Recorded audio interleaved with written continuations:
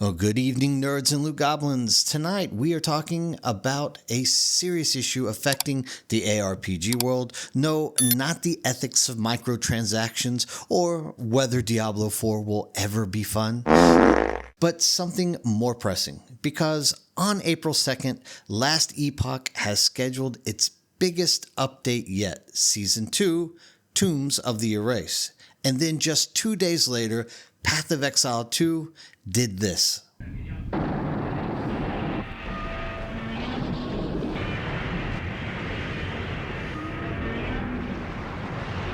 That's right, GGG announced the launch of Dawn of the Hunt update because Grinding Gear Games apparently saw Last Epoch having a moment and said, "Cute update. It would be a shame if somebody overshadowed it entirely with a re-release of an early access game, just because we can." So the big content creators took to the streets en masse and started complete upheaval over how painful this decision was making their life, which is understandable because this is how these guys keep the little gerbils running on the wheels to keep their content getting pushed out, and also because companies pushing these games need these hardworking people to display their games to larger audiences. Well, not to worry, because now 11th Hour Studio has pushed back their release to the 17th, ending every nerd's true belief that David actually could have beat and slain the Goliath. Now, the reason for GGG to flex out of nowhere is not public knowledge. I have heard that they just couldn't release due to unknown reasons. So, okay, a smaller indie studio known for releasing a high standard game is brushed aside and big ARPGs win. This is life. For those unfamiliar, Last Epoch is the indie darling of ARPGs. It's got time travel, deep skill customization, and a community that actually likes its developers. A rare achievement in gaming, for sure. And now, on the 17th, they're dropping their Season 2 update, Tombs of the Erased, which brings a brand new faction, class reworks, and an expanded endgame. It's huge. It's like your dad finally saying he's proud of you. Players have been hyped about this update for months now, and then Path of Exile 2 just kicks open the door and yells, "Hey guys, remember me? I'm the cool ARPG." It's the gaming equivalent of announcing your engagement, and then your sister immediately reveals that she's having twins. So Last Epoch is forced to reschedule because Path of Exile 2 just John Batista bombed it out of existence, and honestly, it's kind of hilarious because PoE 2 hasn't even fully launched yet. I mean, let's talk about Dawn of the Hunt, Path of Exile 2's April 4th update.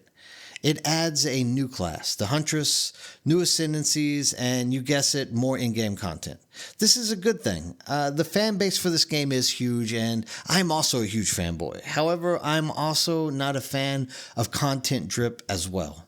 And without a doubt, GGG is dripping content at this point, slower than Canadian syrup in winter, and nobody likes plain pancakes. In all fairness, the Huntress and the Druid have been ready for release since before the early access was released back in December, and this is without a doubt GGG's way of extending early access for better or worse.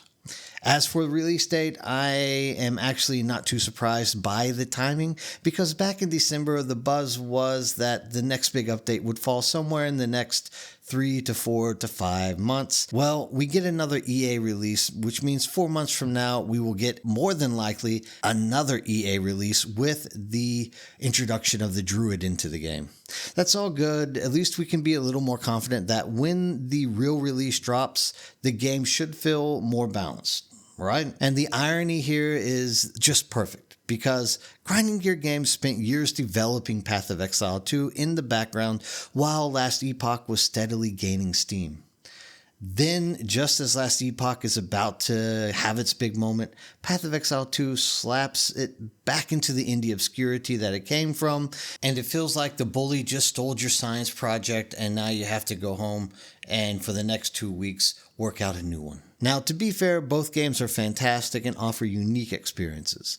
Last Epoch is the plunky underdog with a fresh take on the genre, while Path of Exile 2 is the long-established titan that just refuses to die. But you have to admit the timing of this is just absolutely savage, especially since it's been reported that 11th Hour Studio was actually in communication with GGG over the release date. Oh well, at least now streamers can get their window of opportunity to cover both games, and players will have a chance to try out both games if they want. So we have that. So what's the lesson here? Well, if you're a Last Epoch fan, play as much of it as you can before PoE 2 stomps in and absorbs all the oxygen. And if you're a Path of Exile player, congratulations, you won't even notice because you'll be too busy theory crafting some insane new build. Either way, it's going to mean more sleepless nights for all of us ARPG fans because now we have 2 weeks to go, and it's probably going to be another 2 weeks after that because we will be hammering out Last Epoch as hard as we're hammering out Path of Exile 2. So for everyone out there, stay safe. And if you're a fan of Path of Exiles, maybe send some flowers to Last Epoch because, it kind of hurts whenever this stuff happens.